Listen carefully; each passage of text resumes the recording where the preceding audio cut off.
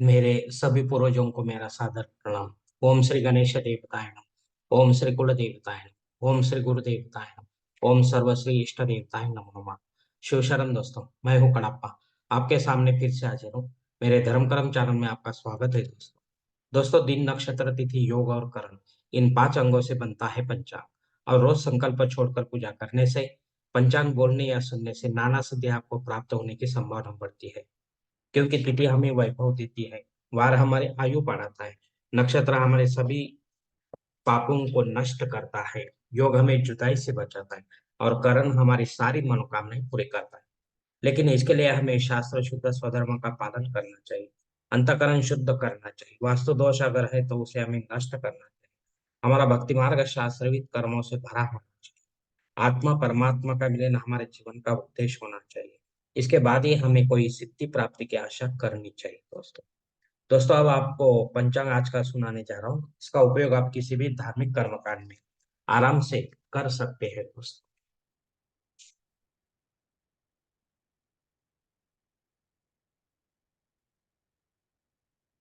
दोस्तों, आज तारीख 14 फरवरी 2024, शालिवान शक 1945, संवत्सर शोभन आयन उत्तर, ऋतु शिशिर, मास माघ, पक्ष शुक्ल, तिथि दोस्तों आज की पंचमी तिथि है। दोपहर 12 बजकर 10 मिनट के बाद षष्ठी तिथि शुरू हो गई। वार बुधवार है दोस्तों। नक्षत्र दोस्तों रेवती नक्षत्र है।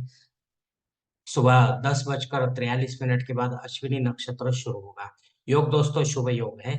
रात 7 बजकर 58 मिनट के बाद शुक्ल योग शुरू होगा। करण दोस्तों बालव करण है। दोपहर 12 बजकर 10 मिनट के बाद कौलव करण शुरू होगा। और रात 11 बजकर 7 मिनट के बाद तैतिल करण शुरू होगा दोस्तों। दोस्तों, प्रमुख ग्रहों की राशि स्थिति सुबह 5:30 बजे कुछ इस तरह होगी।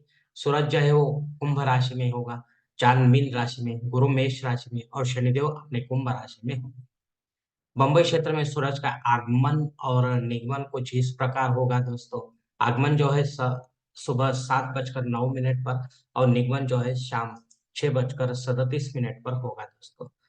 दोस्तों, इस पंचांग के आधार पर अब हम आज के पूजा के लिए लगने वाला जो संकल्प है वो छोड़ने जा रहे हैं। तभी आप आपके दाहिने हाथ की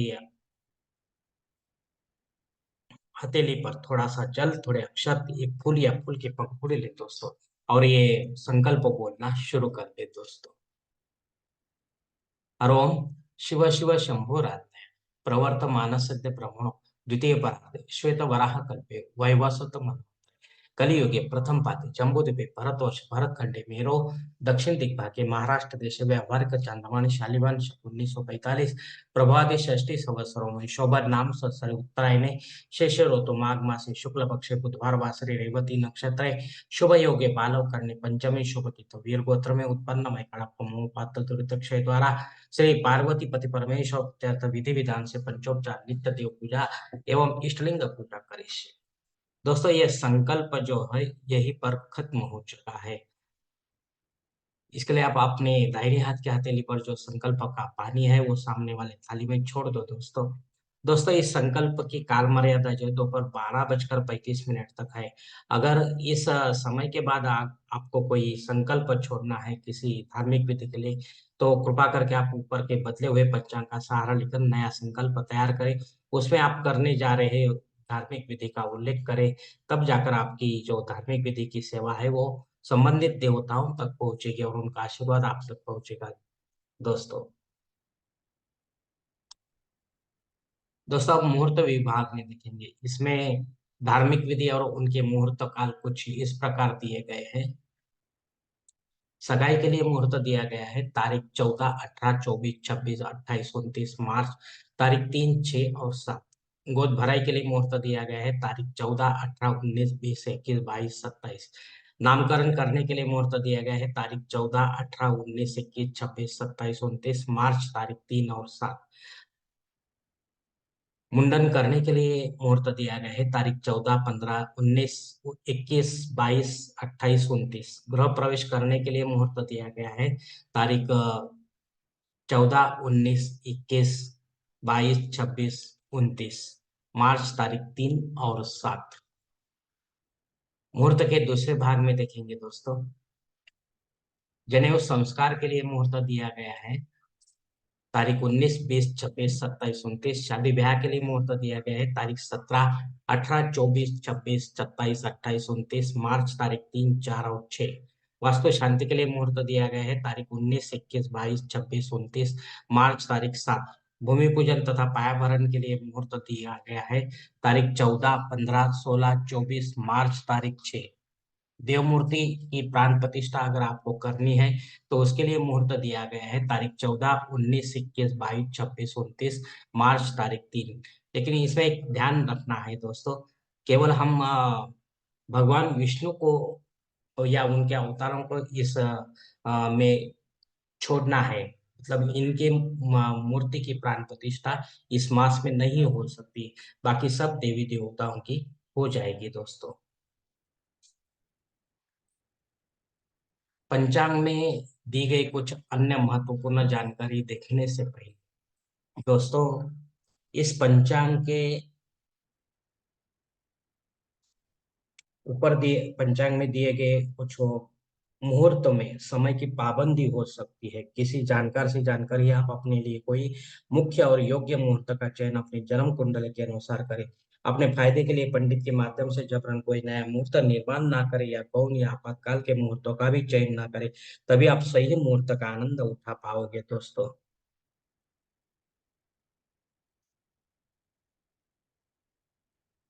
अब देखेंगे दोस्तों कुछ महत्वपूर्ण जानकारी। पंचांग शुद्धि दोस्तों, उत्तम दिन है। दिन विशेष दोस्तों वसंत पंचमी है। और अगर आप हर साल इस समय पूजन करते हैं रति और कामदेव का, तो आपको वो कर्मकांड करना है दोस्तों। सुबह 10:43 के बाद मृत्यु योग शुरू होगा दोस्तों। तो इस काल में जो भी बच्चा पैदा होगा उसका 12वें दिन में जनन शांति करनी होती है पंडित के माध्यम से अपने घर पर विधिवत दोस्तों। क्योंकि इसके बाद इसका कोई मुहूर्त नहीं दिया जाता है चुने पंचांग में। दोपहर 12:10 के बाद कबाड़ युग शुरू होगा दोस्तों। जो भी आप काम करेंगे उसमें आपको फायदा ही मिलेगा। षष्ठी तिथि का श्राद्ध कर्म है दोस्तों। अगर आपके पूर्वज कोई इस तिथि पर आपको छोड़कर परलोक निकल गए तो उनके नाम से आपको पिंड दान युक्त ऐसा श्राद्ध कर्म करना है दोस्तों। विधिवत करना है पंडित के माध्यम से अपराह्न काल में अपने घर पर या तीर्थ क्षेत्र में करना है दोस्तों। तभी जाकर पितरों तक आपकी सेवा ही पहुंच जाएगी, उनका आशीर्वाद आपको मिलेगा दोस्तों। आपको आपका जो जीवन है वो और भी सुखमय बन पाएगा दोस्तों। अग्नि धरती पर दोपहर 12:10 के बाद हाजिर है दोस्तों, उसके पहले नहीं दोस्तों। तो जो भी आपको नया यज्ञ या होम हवन करना है तो इस समय के बाद आप कर सकते हो। उसके पहले या कभी भी आप रेगुलर जो है वो कर सकते हैं होम हवन। राहु काल दोस्तों दोपहर 12 बजे से लेकर 1:30 बजे तक है। इस काल में अगर आपका कोई काम बनते बनते बिगड़ता है तो उसे और कोई समय पूरा करने की कोशिश करो, हो सकता है उसमें आपको यश प्राप्त हो, क्योंकि राहु काल आपके लिए ठीक नहीं लगता है दोस्तों।